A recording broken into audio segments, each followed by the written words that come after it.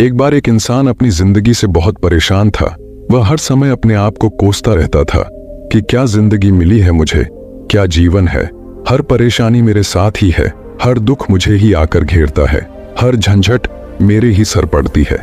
एक दिन इसी तरह अपने आप को बैठा हुआ कोस रहा था कि क्या नसीब है मेरा, क्या किस्मत है मेरी, क्या जिंदगी है मेरी। तभी अचानक एक बाज अपने शिकार को पंजों में दबाए हुए एक पेड़ पर आकर बैठ जाता है और वहीं पर अपने उस शिकार को खाने लग जाता है। ये परेशान आदमी जब उस बाज को देखता है तो कहने लगता है कि क्या जिंदगी है इसकी, क्या जीवन जी रहा है मजे का। ना इसे खाने की चिंता, ना पीने की, ना पहनने की और ना ही परिवार की। शिकार करता और मस्त खुली हवाओं में कभी इधर कभी उधर घूमता है, सारे दिन आसमान में रहता है। असल जिंदगी तो यही है, जीवन तो यही जी रहा है। और फिर वह आसमान की तरफ देखकर जोर जोर से चिल्लाता है कि काश मैं भी एक बाज होता तो मुझे भी कोई कठिनाई ना होता, मुझे भी कोई परेशानी ना होती। काश मैं भी एक बाज होता। जब वह 2 से 3 बार जोर जोर से चिल्लाता है कि काश मैं भी एक बाज होता तो मुझे भी कोई दुख ना होता, मुझे भी कोई परेशानी ना होती, तो अचानक आसमान में बिजली कड़कने लग जाती है और आसमान से आवाज आती है कि हे इंसान, क्या ये हमने सच सुना कि तू हमारी दी हुई जिंदगी से परेशान है और तू एक बाज बनना चाहता है। तो इस आकाशवाणी को सुनकर यह इंसान हैरान रह जाता है और आसमान की तरफ देखकर कहता है, हाँ, मैं सच में अपनी इस जिंदगी से बहुत परेशान हूँ, क्योंकि हर परेशानी मेरे साथ ही है, हर दुख मुझे ही है, हर तकलीफ मेरे ही साथ है। तो आसमान से फिर आवाज आती है कि हे इंसान, एक बार फिर सोच ले, हमने तुझे बड़ी प्यारी जिंदगी दी है, लेकिन अगर फिर भी तू चाहता है कि हम तुझे बाज बना दें तो हम तुझे बाज बना देंगे। लेकिन अगर एक बार हमने तुझे बाज बना दिया तो फिर हम तुझे बाज से इंसान दोबारा नहीं बनाएंगे।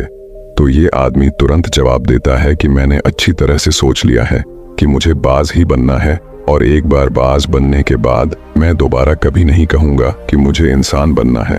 तभी ऊपर से आवाज आती है, जैसी तुम्हारी इच्छा, और वह इंसान बाज बन जाता है। बाज बनते ही वह इंसान खुली हवाओं में उड़ने लगता है।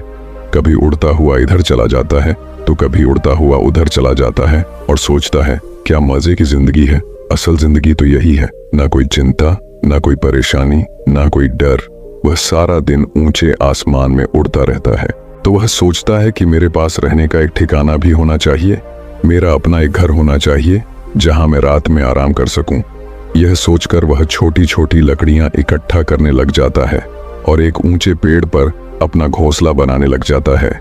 एक एक लकड़ियां इकट्ठा करके वह अपने लिए एक सुंदर सा घोंसला तैयार कर लेता है और रात में उसी में सो जाता है और सोचता है, सुबह उठकर शिकार भी करूंगा और सुबह उठकर फिर से मौज मस्ती भी करेंगे, खुली हवाओं में उड़ेंगे।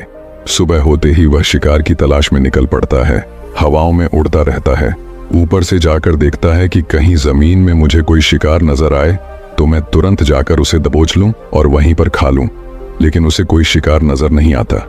काफी समय बीत जाता है, वह लगातार ऊंचाई से शिकार को ढूंढता रहता है, लेकिन इसे वहां भी कोई शिकार नहीं मिलता। फिर पास ही एक जंगल होता है, यह उस जंगल में चला जाता है, यह सोचकर कि शायद वहां कोई अच्छा सा शिकार मेरे हाथ आ जाए। ये जंगल के ऊपर उड़कर शिकार को ढूंढता रहता है, जंगल के अंदर जाकर भी शिकार को ढूंढता है, लेकिन इसे वहां भी कोई शिकार नहीं मिलता। शाम का समय नजदीक आ जाता है, वह मायूस होकर वापस अपने घोंसले की तरफ लौट रहा होता है। तभी रास्ते में उसे थकान महसूस होता है। रास्ते पर थक कर एक पेड़ के ऊपर बैठ जाता है। जब यह उस पेड़ के ऊपर बैठा होता है तो उसकी नजर एक बीमार चिड़िया पर पड़ती है जो कि घायल अवस्था में होती है। यह तुरंत जाकर उसे दबोच लेता है, उसके पंख निकालकर अलग कर देता है और उसे खा जाता है। उस चिड़िया को खाने के बाद वह अपने घोंसले पर पहुंचकर आराम करने लगता है और सोचता है, सुबह एक अच्छा सा शिकार पकड़ूंगा और अपनी भूख मिटा लूंगा। जैसे ही सुबह का प्रकाश होता है, यह निकल पड़ता है अपने शिकार की तलाश में। हवा में उड़ता रहता है, लेकिन आज फिर कोई शिकार इसके हाथ नहीं आता। काफी समय बीत जाता है, यह ऊंचाइयों पर जाकर अपनी तेज नजरों से शिकार को ढूंढने की पूरी कोशिश करता है, लेकिन इसे कोई भी शिकार नजर नहीं आता। फिर यह पास के उस जंगल की तरफ चला जाता है, लेकिन इसे वहां भी कोई शिकार नहीं मिलता। इसी प्रकार पूरे दिन उड़ते उड़ते शाम का समय नजदीक आ जाता है तो यह निराश होकर वापस लौटने लगता है और रास्ते में एक पेड़ पर आकर बैठ जाता है।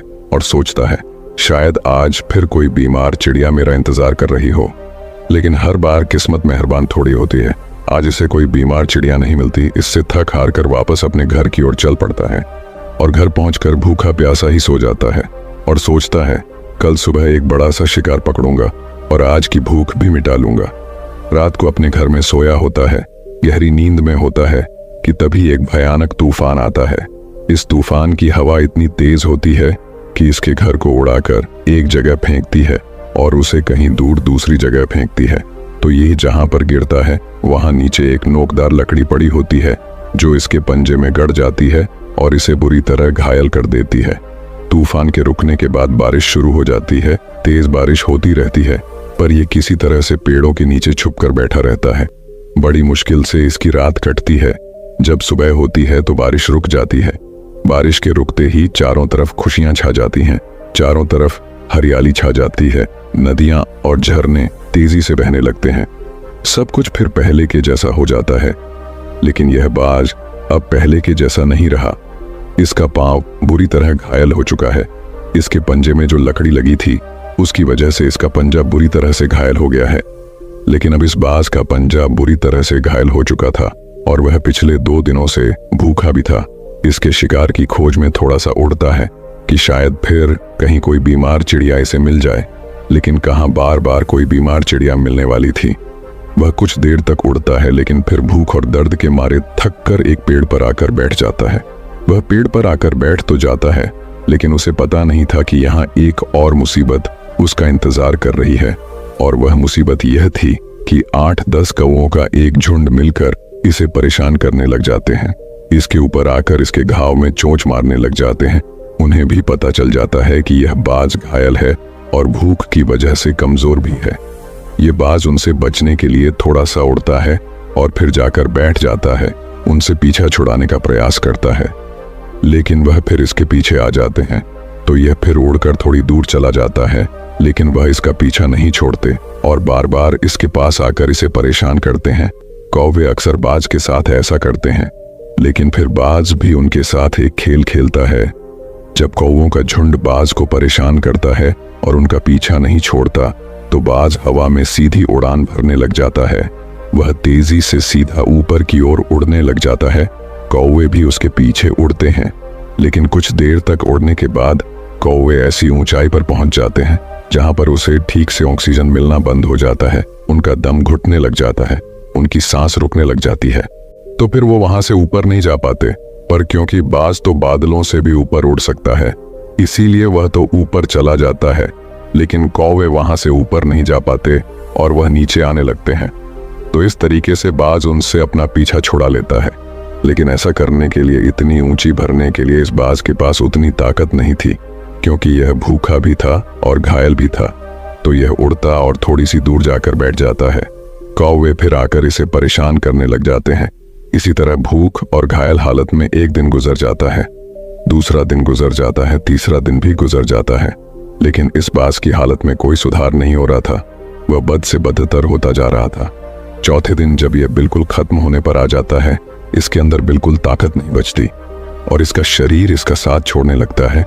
तो ये किसी तरीके से उड़कर पास ही इंसानों की एक हॉस्पिटल होती है उसकी छत पर आकर बैठ जाता है और वहां से आने जाने वाले मरीजों को देखता है और अपने आप से कहता है कि काश आज मैं एक इंसान होता तो ऐसे छोटे मोटे जख्मों का हॉस्पिटल से इलाज करवा लेता या किसी को बता देता कि मैं भूखा हूं, परेशान हूं, मेरे साथ ये परेशानी है।